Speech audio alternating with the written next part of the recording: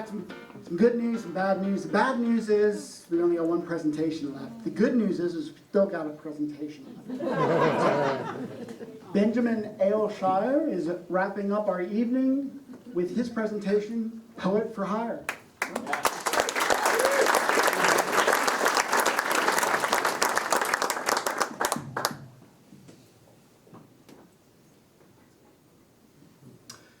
Imagine you're sitting by the fountain in Washington Square Park. From the multitude, a beautiful woman approaches and asks you to write her a poem about how the only reason she hasn't killed herself is because her grandmother is so kind she couldn't bear to make her unhappy. She wanders back into the crowd, and now you have 10 minutes to write her this: Why I Didn't Do It. What if it were possible to be so selfless that every day your body shrank in its thin gown until you disappeared? And what if I told you that your slow vanishing act was the only thing keeping me from evaporating all at once, in a flash, drops of water dancing on a hot stove? What she hasn't told you is that she's been planning to kill herself that very night.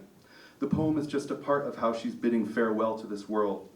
She reads it, bursts into tears, you kiss her wet face and say her life is just beginning, and then you ask her to marry you, and she says yes, but you live in the back of a vintage warehouse in Bushwick, and she lives in Japan.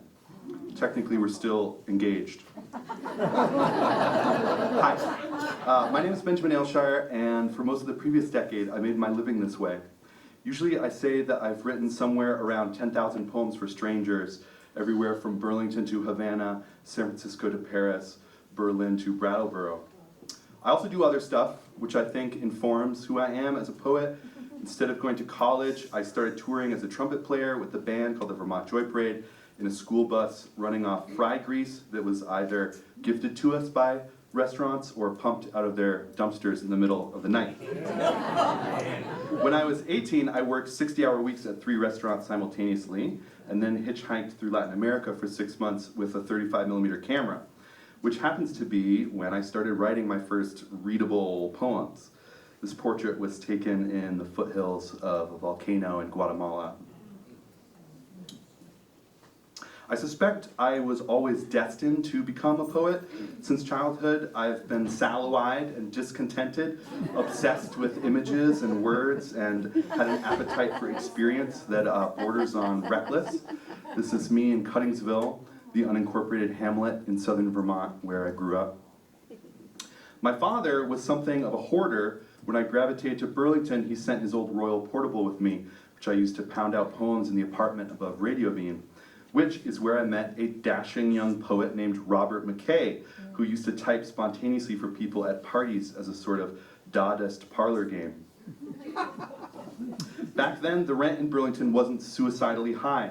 The art scene in Burlington was a wild soup of creativity. I started a letterpress publishing cooperative to publish Robert's book, Cities of Rain, and applied for a table in the farmer's market, where we wrote poems for passersby as they shopped for vegetables and cheese.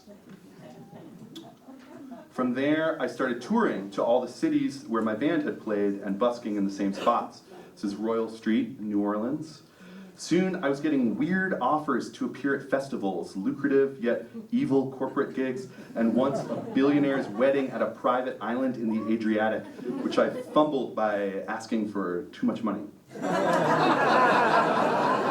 Sometimes people don't really believe that I could make a living doing this, and I think that's because so much deprivation and labor goes unseen.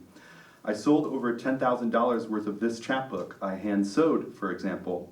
Even when my bank account was below zero, I was still only 3 book sales away from wining and dining myself.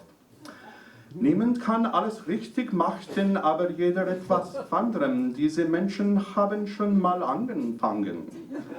I have no idea what that means, only that a German newspaper called me a Weltverbesserer, or world betterer, which did wonders for my ego until I realized it has connotations of naive idealism too. I think I'm going to run out of time with this slide, but this is Tom Stoppard, who asked me for a poem in New Orleans one time, and I did not recognize him or realize that he was still alive. I love sticking weird things in typewriters. This was for the former poet laureate Tracy K. Smith, who had just flown in for the Burlington Book Festival, and she could only pay in Korean won, which I rolled into my Olivetti and handed back to her, which is the moment I first fully realized poetry was a way I could move through the world. Sometimes poets just have to show their whole ass.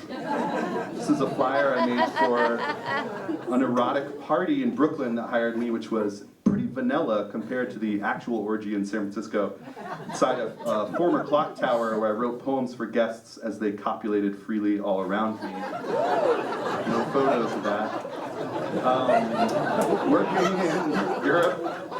Working in Europe can be difficult. I had to charm my way out of being arrested. In Spain, I ended up going to the Ayuntamiento, the city hall, and obtaining a literal poetic license. I then have to show to the police as identification. This must be because poetry is dangerous. I wrote this while the Obama administration was bombing the Middle East. It's for a family on vacation who complained they hadn't seen a single ghost. If you want a ghost story, just turn on the news. There's no need to choreograph a pageantry of fear. Why fetishize the gore of a city's history when it's already on our hands? You want to be haunted? Okay, your taxes pay for the fleets of robots to rain death onto the children of the faraway villages you cannot pronounce right now, and now, and now, and now. This work also occasionally involves eternal boredom while I wait for passersby to approach. I type these avant-garde images I call text clouds, a palimpsest accumulated through hundreds of hours of waiting, watching, of failure and prayer when I'm left with truly nothing but memory to sustain me. My long-lost fiancée from Washington Square Park, she sent me a message later that night saying the poem had changed her DNA. Whenever I am alone or in darkness, I think of her words and remember poetry is not just a game for the upper middle class to play in universities, but a way of saving one another. And it's also a pair of wings.